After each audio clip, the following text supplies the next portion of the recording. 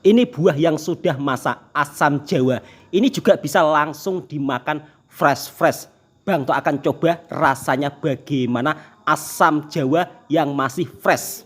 Sebelum merantau di Malaysia, dulunya saya juga seorang pekerja kebun, kadang memanen ubi kayu, kadang pula memanen jagung. Dekat sini Bang Toha berjumpa dengan kawan-kawan lama yang begitu hebat dan luar biasa. Kalau di Malaysia, ubi kayu harganya cukup lumayan mahal. Tapi kalau dekat kampungnya Bang Toha ini, ubi kayu dihargai setara 80 sen. Untuk 1 kilonya, kalau dirupiahkan sekitar 2.700 rupiah. Ubi kayu ini untuk bahan tepung, bukan untuk dimakan. Katanya kalau dimakan rasanya pahit. Sistem cara memanen di kampungnya Bang Toha masih menggunakan manual, yaitu dengan cara dipikul. Dan upah pekerjanya kira-kira berapa? Ayo simak videonya sampai habis supaya sahabatku juga bisa lebih tahu upah pekerja yang ada di Indonesia kira-kira berapa ya. Tak sangka dalam perjalanan kali ini Bang Toha menemukan sebuah pokok buah jambu mente. Dekat sini Bang Toha ingin berburu jambu buah mente yang jatuh di kebun atau di ladang. Sebelum mengutip jambu yang sedang berjatuhan, di sini Bang Toha akan memperlihatkan suasana area persawahan atau area ladang yang sampai saat ini belum menghijau. Dan dekat sini kita bisa melihat ada seorang bapak petani yang sedang mengembala sapinya, dan sapinya pun juga agak kurus-kurus ya, sebab mungkin ya kurang makan karena cari rumput kalau musim kemarau seperti ini juga susah. Kebanyakan warga kalau memberi makan pada hewan ternaknya saat musim kemarau seperti ini ya dicarikan rumput kering ataupun pokok padi yang sudah kering.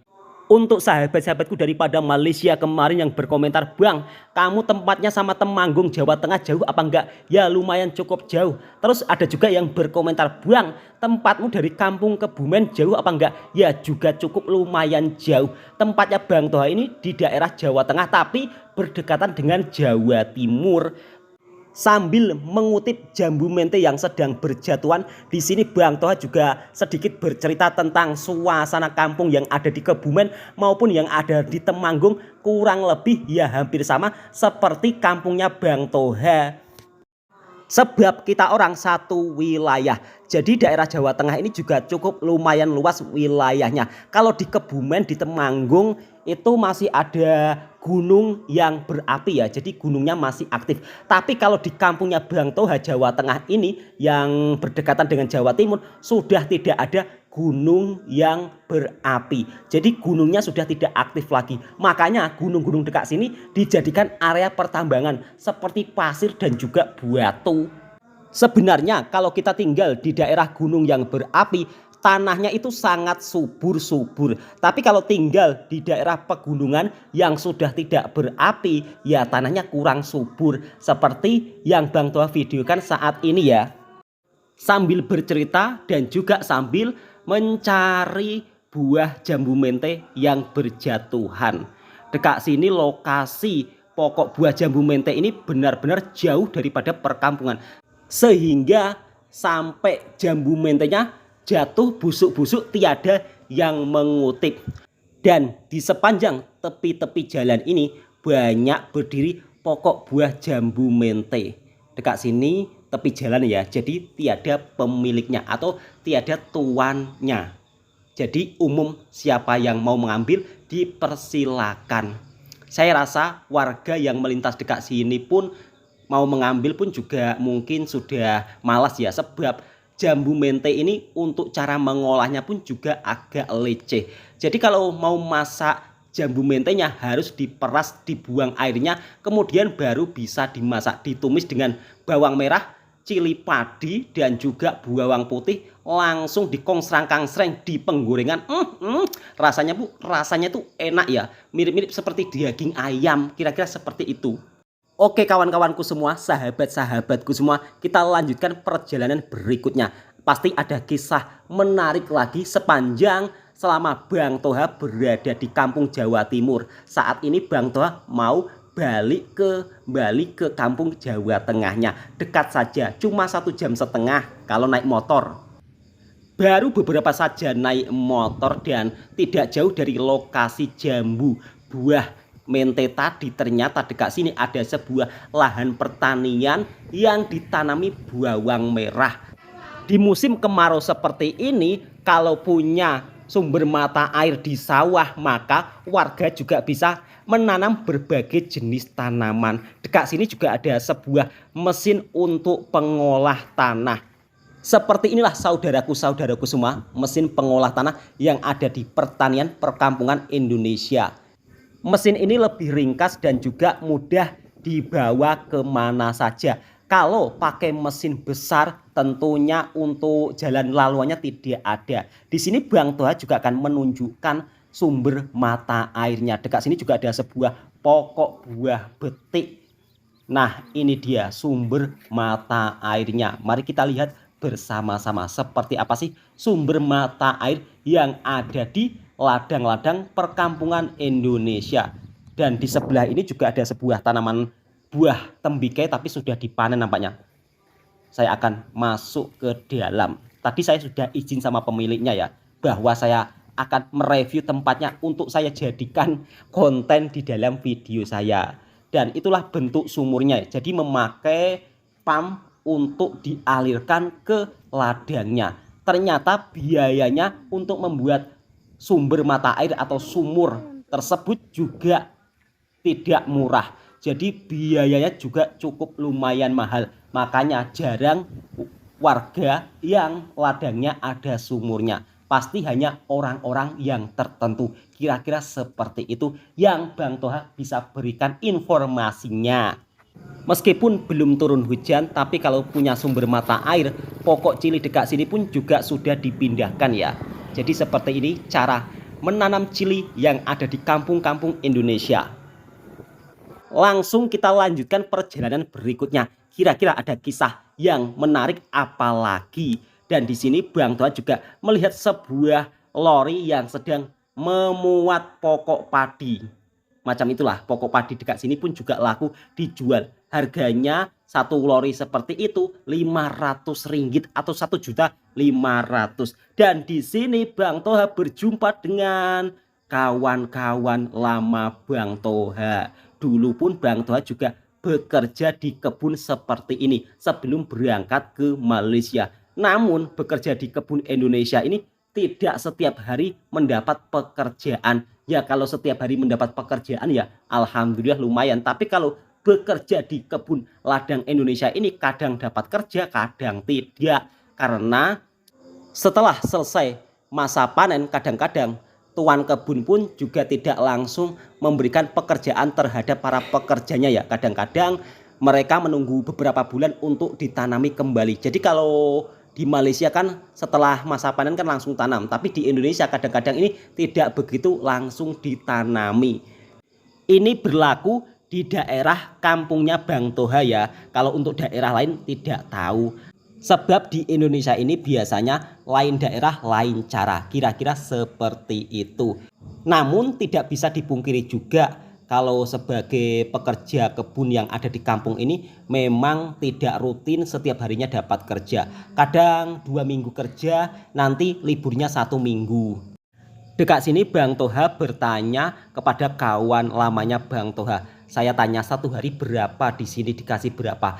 Katanya dekat sini mereka memborong. Jadi kalau memborong ini hasilnya cukup lumayan. Namun sayangnya bukan setiap hari ada memanen ubi kayu. Kalau cara memanennya dengan sistem borong ini, warga dekat sini bisa mendapatkan upah Rp200.000 atau setara 60 ringgit satu harinya.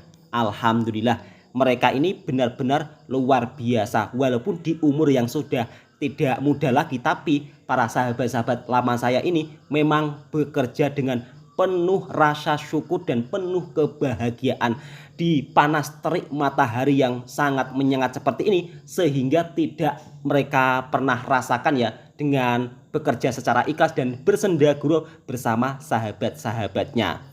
Masa tanam ubi kayu ini memerlukan waktu 7 bulan hingga sampai panen. Jadi kalau sudah 7 bulan waktunya memanen. hasilnya juga cukup lumayan banyak ya. Dan 1 kilonya pokok ubi kayu ini dihargai dengan Rp80 atau setara Rp2.700. Selain ubinya juga bisa dijual, di sini daunnya pun juga bisa dimanfaatkan untuk pakan ternak, terutama untuk makanan sapi atau makanan lembu. Cara panen ubi kayu yang ada di kampungnya Bang Toha ini masih menggunakan pikulan atau dipikul. Jadi tidak memakai kereta tolak ataupun memakai alat lainnya. Di sini masih secara manual. Kalau di Malaysia biasanya akan memakai itu ya, mesin-mesin seperti motor yang ada gerobaknya, tapi dekat sini tiada memakai seperti itu. Langsung dipikul menggunakan tenaga manusia dan juga cukup lumayan berat. Tapi di sini Bang Toha penasaran sekali dan ingin mencobanya. Kira-kira masih kuat seperti dulu atau tidak? Sebab Bang Toha selama bekerja dekat Malaysia semuanya menggunakan serba mesin. Jadi para pekerja pun juga tidak begitu terlalu berat mengangkat beban. Kalau di Malaysia saat masa panen semuanya serba mesin. Saya sangat salut terhadap para bapak-bapak di sini ya. Walaupun usianya sudah tidak muda lagi, tapi jiwa semangatnya dalam bekerja memang begitu sangat luar biasa. Untuk memikul pokok ubi kayu seperti ini juga lumayan berat loh. Dan apalagi kalau kita saat naik itu ya lori seperti ini itu perlu hati-hati. Nah, ini adalah Pak sopirnya yang pandai bergurau, ngajak ngopi tapi kopinya sudah habis. Saya akan mencoba untuk memikul ubi kayu yang sudah ditaruh di dalam keranjang. Karena saya sudah lama ya, sudah hampir puluhan tahun tidak mengangkat beban seperti ini. Nah, ini dia. Ada Pak Cik yang keranjangnya sudah penuh. Saya akan coba angkat dan istri saya sebagai juru kamera. Lama sudah tidak mengangkat beban seperti ini, saya pun juga agak kesulitan. Tapi akhirnya saya pun juga berhasil. Dan beratnya juga cukup lumayan berat ya. Sebab ini adalah ubi kayu. Dan ubi kayu ini bukannya ringan ya. Apalagi kalau baru dicabut dari pokoknya yang masih basah dan menyimpan banyak air, sehingga beratnya pun kira-kira hampir satu keranjangnya itu 60 kg ataupun 70 kg. Dan kita juga harus naik tangga lori ini ya. Tapi kalau untuk bapak-bapak di sini sudah terbiasa, mereka anggap ringan dan enteng. Tapi Bang Toha sudah lama tidak bekerja seperti ini, seperti serasa kaget ya, atau serasa beradaptasi lagi, tidak seperti dulu. Wah, kalau seperti dulu beban seperti ini Bang Toha bawa lari. Mau naik tangga ke lori pun Bang Toha ini perlu hati-hati ya, takut jatuh. Sebab sudah hampir puluhan tahun tidak memikul beban berat seperti ini. Walaupun kerja sebagai pemanen ubi kayu dengan cara memikul seperti ini, namun para bapak-bapak yang sedang bekerja di ladang dengan cuaca yang begitu panas, tapi raut wajah mereka penuh bahagia dan juga penuh senda gurau karena mereka bekerja dengan secara ikhlas dan juga tidak pernah merasakan keluh kesah, sehingga beban berat yang dibawa pun terasa ringan. Itulah kalau kita bekerja dengan secara hati ikhlas dan diniatkan dengan ibadah, insya Allah pekerjaan apapun akan terasa ringan. Cukup lumayan berat, tapi para bapak-bapak ini lebih hebat daripada saya.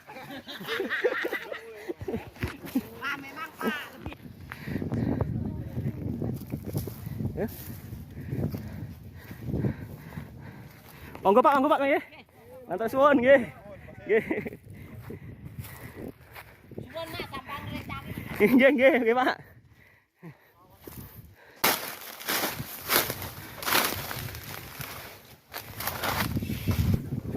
Cukup lumayan berat ya. Saya pun satu kali sudah ngos-ngosan, dan para bapak-bapak yang ada di sini mereka begitu sangat hebat dan begitu sangat bersukaria di dalam pekerjaannya. bersendaguro bersama sahabat-sahabat di sekitarnya. Itulah yang membuat pekerjaan mereka juga lebih terasa ringan ya, dan mereka benar-benar sangat kompak ya, walaupun cuaca panas sedemikian rupa. Oke, Bang Toha akan melanjutkan perjalanan berikutnya. Kira-kira ada cerita menarik apa lagi sepanjang perjalanan Bang Toha selama keliling kampung ya. Di sepanjang perjalanan kali ini, Bang Toha juga menemukan sebuah pokok yang buahnya biasanya dijual di pasar raya Malaysia ataupun di pasar tradisional Malaysia. Kira-kira buah apa? Ada yang tahu? Biasanya buah ini untuk kebutuhan memasak maupun dijadikan air sebagai minuman. Air sebagai minuman. Kok air sebagai minuman sih? Ataupun dijadikan perisa minuman. Ayo, ada yang tahu? Silakan tebak. Ada yang tahu tadi pokoknya berada dekat tepi jalan. Kalau belum ada yang tahu, Bang Toha akan tunjukkan pokoknya seperti apa. Mari kita lihat bersama-sama. Sebentar lagi Bang Toha akan tunjukkan ya, sebab tadi pun dekat depan pun juga ada pokoknya atau pohonnya. Ini buah yang sudah masak, asam jawa. Ini juga bisa langsung dimakan ataupun dibuat minuman. Bang Toha akan coba asam jawa fresh. Kira-kira rasanya seperti apa? Dekat kampung ini anginnya begitu kencang, jadi Bang Toha terpaksa isi suara saja. Untuk rasa asam jawa yang masih fresh seperti ini, rasanya itu lebih manis dan juga lebih masam. Jadi asam jawa yang fresh rasanya itu benar-benar balance ya. Manis dapat, masam dapat. Dan daunnya ini pun juga langsung bisa dimakan, tapi yang muda-muda. Untuk daunnya biasanya rasanya itu hanya masam saja. Biasanya warga juga akan mengambil daun muda ini untuk dijadikan lalapan atau ulam-ulaman. Kira-kira seperti itu yang Bang Toha bisa berikan informasinya. Nah, semoga sahabatku daripada Malaysia dan juga Brunei Singapura terhibur dengan vlog kontennya Bang Toha. Dan jangan lupa yang suka dengan video vlognya Bang Toha silahkan ditekan tombol merahnya, subscribe, komen, bagikan ke teman-teman Anda. Assalamualaikum warahmatullahi wabarakatuh. Inilah yang Bang Toha maksud, buah asam jawa banyak dijual dekat Malaysia. Pokoknya seperti ini ya. Jadi kalau di Jawa, pokok asam jawa ini begitu sangat melimpah sekali. Bentuk dia yang sudah matang.